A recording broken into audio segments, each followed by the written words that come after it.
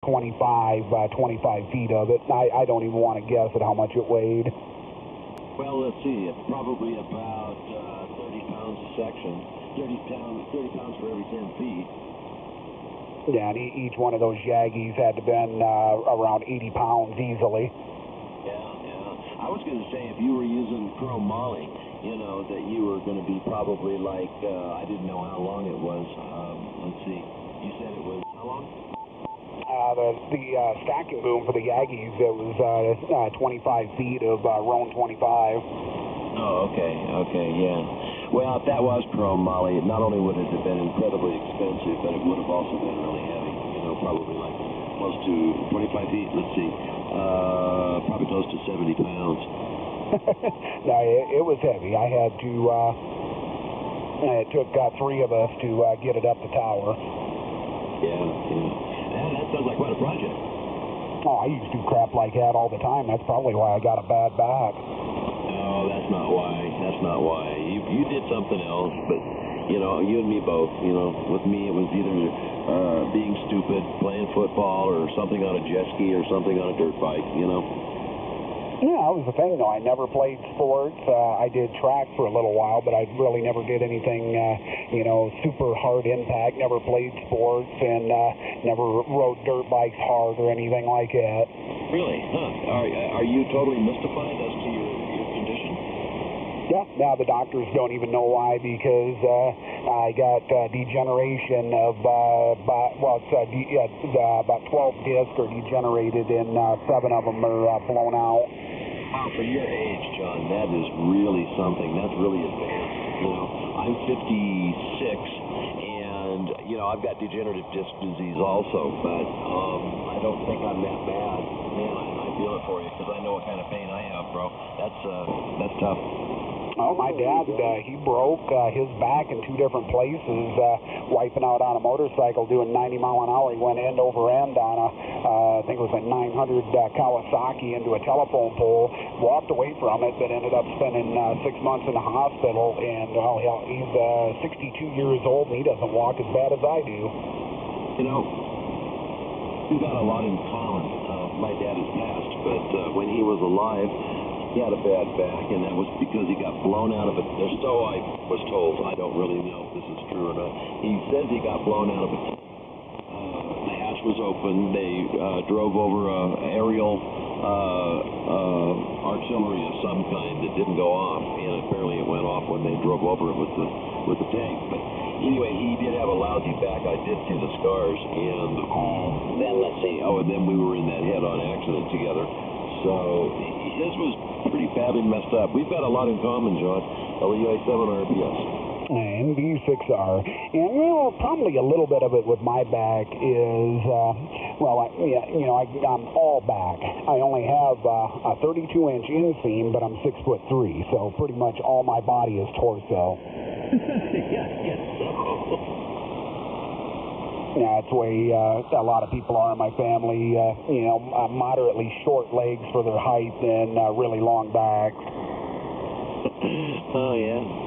Well, I could kind of see some of that in the photo that you sent. Well, my XYL, she's 5'9" and has the same length of legs as I do, exact same inseam. Oh, geez, that's hard to believe. Wow. Hey, look, I'll be back in a second. I'm going to go get some hot coffee here. WA7 RPS. Alrighty, I'll be sitting here listening and see if anybody else is around. NV6R.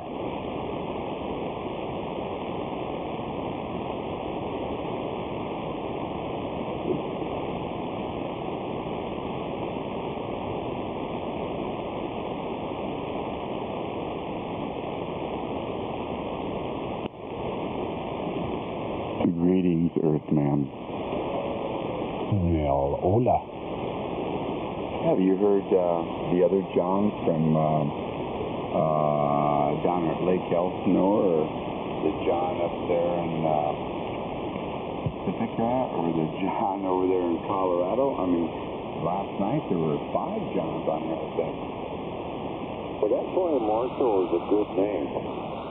And Marshall, well, that's a good name. K7ZAR.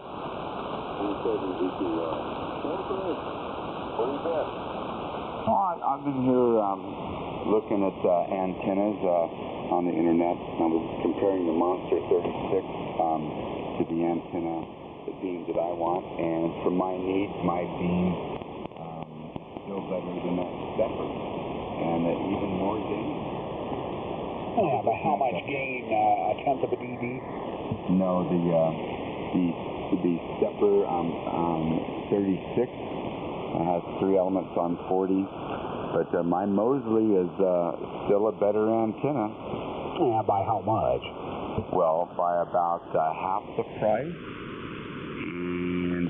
but it will only do 40, 20, and 17. It won't do the 15, the 10, and the 30 and all that stuff. But I'm only interested in 20, 17, and 40, and I have as much gain as the DB36 on those bands, actually a little bit more. So better deal for me. Oh, you got me on half the price. Oh yeah, the S33, the Mosley S33 is just a bad antenna if you want 40, 20, and 17. I mean, what a deal. Well, why don't you step up and be a real man and get on 10 meters? I don't like VHF. Well, you don't enter VHF until you hit 30 megahertz. Actually, 30.00001, and then you're in VHF. So technically, you're still in HF. I know, but the challenge, there's not as much of a challenge there, so you know what I mean. So yeah, you can get lots of gain, small antennas, and I mean, like a 60-foot tower on 10 meters with 7 elements. I mean, you control the world, but I much rather have 3 elements on 40 and break through that noise a little bit over. Oh, yeah, 40 is one of my favorite bands, but, when you want to work the rare DX and you want to work around to the aneuploids, the 10-meter band is the only place to go. Yep, you're right. You're right. Well, no, 15 meters is also very good over. Well, yeah, but when we hit the top of the solar cycle and the flux is, up there 250, 260, even 15 meters is going to shorten up a little bit because the higher the flux goes, the higher the MUF goes. The higher the band, the greater the distance. Oh, I'll have a lot of fun on 20 at that time, too. And 40 is going to be a blast over. Oh, yeah, absolutely. When everything starts picking up, it's I'm going to follow the gray line. I'll tell you that much. If I get up in the morning and it's going to be just a day dedicated to amateur radio, I'm going to start out on 75 meters, go to 40 meters, go to 20 meters, and as the MUF starts going up, I'm going to start climbing in frequency. Yeah, I'm going to disappear, gang. Have a good evening. I'm going to go find my pillow. Right there, Greg, gone. Right on. 17 GP1. Catch you later. Oh, I'm going to head out. Yeah, somebody just sent me a picture here on Facebook, Greg. Yeah. And it shows a snowy road, real snowy road, real deep snow on the road, and it says 98% of Americans say, oh shit, before going into the ditch on a slippery road.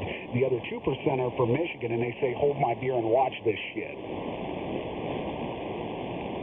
I see. Oh, man, right now, during a contest weekend, it was pretty busy, and here the past few days, the past few weeks, it's just been wall-to-wall signals, and first thing in the morning, about an hour after sunrise, it opens up into Europe, and there's been times in the morning, where I get up and I got 2-3 hours to spare, and I've worked 30, 40 countries over in Europe and Northern Africa, just bing, bing, bing.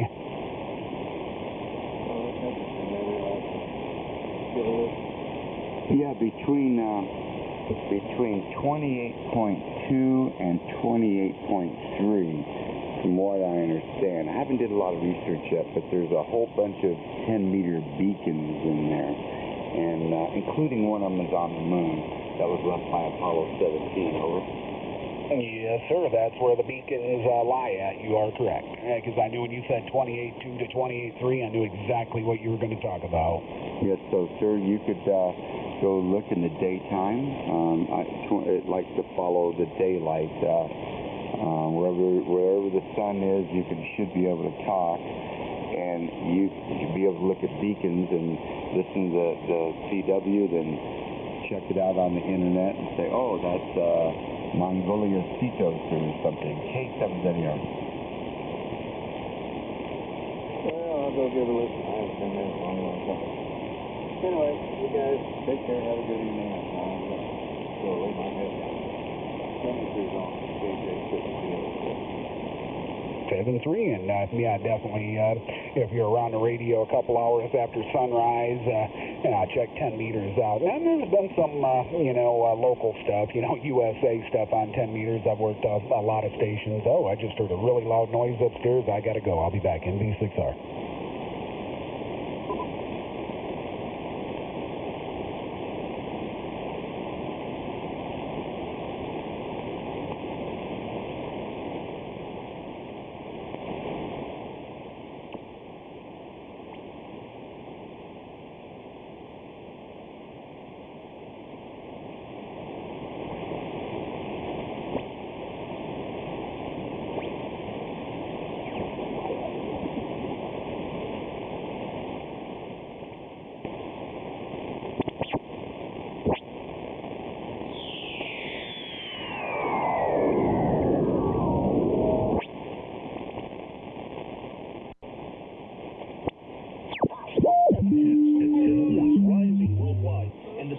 Antichrist uniting this world system.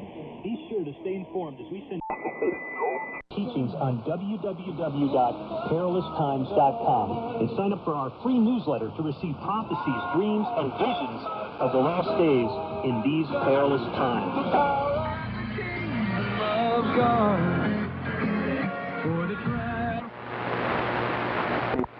Time.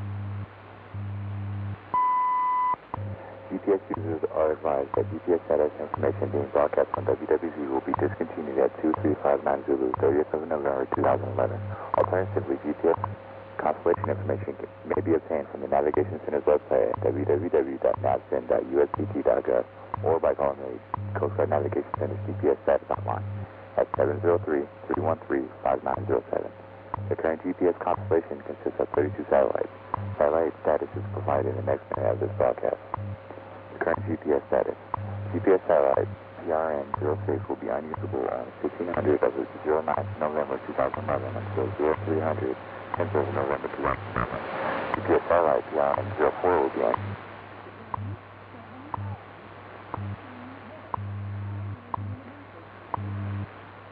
At the tone, 7 hours, 16 minutes, Coordinated Universal Time.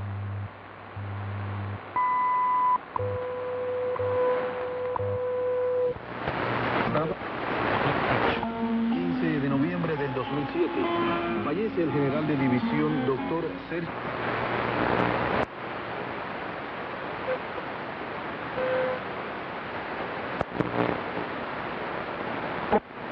Assassinated, and I can remember the sermon that morning. He got up and he said, you know, we're all guilty of Martin Luther King's assassination. And I remember how mad that made me, because I said I had nothing to do with it. But you see, they want to blame all the problem and all the ills of the world on us, do they not? You know, one illustration. A cartoon which was put in the Chicago Tribune at 1935. Plan of action, it says, for the U.S. Spend, spend, spend. Under the guise of recovery, bust the government, blame the capitalists for the failure, junk the Constitution, and declare a dictatorship. Isn't that something? Isn't that something? That was a cartoon in 1934. Today, it's not a cartoon anymore. Milton Friedman said, if you put the federal government in charge of the Sahara Desert, in 5 years, there would be a shortage of sand. Oh, my friends, how long do you call shortly? We'll see them shortly come to pass. You will see a great upheaval in Washington, D.C. You will see a political turmoil that will shake our political process to its very core. It will make Watergate look like fake. You are going to see a military confrontation that's going to cause the American people to lose heart. And there will not be home of the brave.